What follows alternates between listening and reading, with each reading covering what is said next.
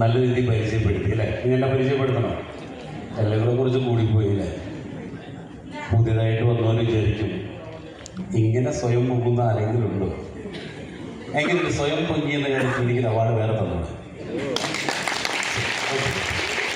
വളരെ സന്തോഷം.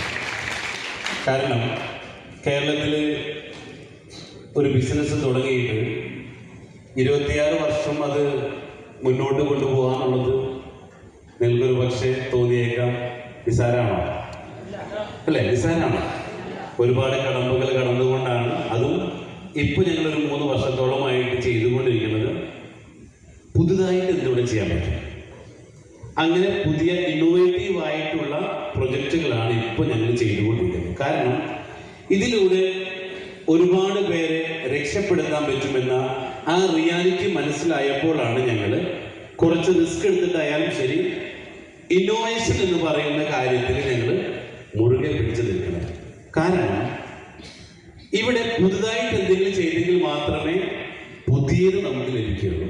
എല്ലാവരും ചെയ്യണ പോലെ ചെയ്തിട്ട് വല്ല കാര്യമുണ്ട്.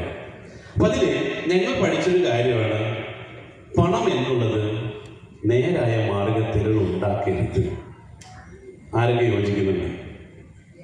പണം നേരായ മാർഗത്തിലൂടെ സമ്പാദിക്കാൻ പാടില്ല. നമ്മൾ എന്താ പഠിച്ചു ശരിക്കും?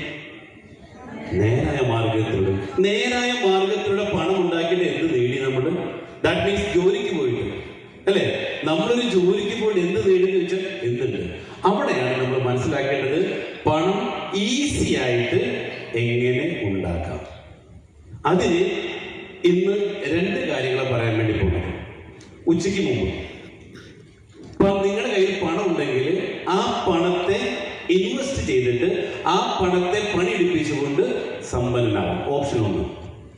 നിങ്ങളുടെ കയ്യിൽ പണം ഇല്ലെങ്കിൽ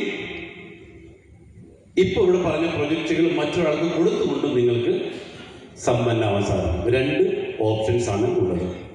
അപ്പൊ ഉച്ചയ്ക്ക് മുമ്പ് ബിഫോർ ലഞ്ചിന് നമ്മൾ എന്ത് ചെയ്യും? ഉച്ചയ്ക്ക് മുമ്പ് പറയാൻ വേണ്ടി പോണത് പണം കയ്യിലുള്ളവർക്കുള്ളതാണ്. ഉച്ചയ്ക്ക് ശേഷം പണം ഇല്ലാത്തവർ. അപ്പൊ 2 വേണ്ടേ അല്ലെ?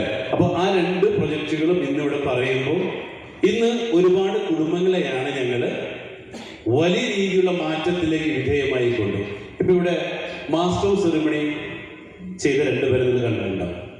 ഒന്ന് ലിൻഡു മറിയ ജോസഫും മറ്റൊന്ന് ജയ്സ് ഈശോ.